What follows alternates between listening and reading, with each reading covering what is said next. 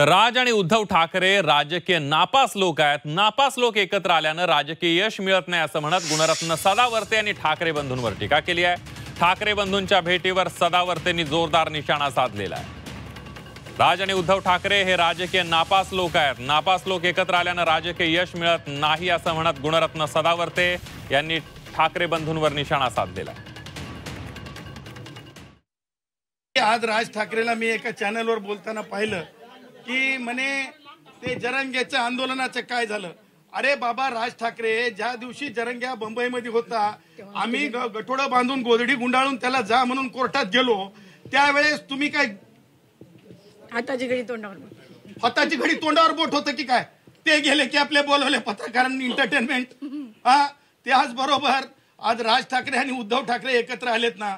बघा, मी नेहमी म्हणत असतो, 2 मेरिट होल्डर स्टुडंट्स मधल्या मार्क्सच्या आधारे प्रवेश निश्चित होतात। 2 राजकीय नापास माणसाच्या आधारावर कोणतेही राजकीय यश येत नसतं, हे वेगळं सांगण्याची गरज नाही।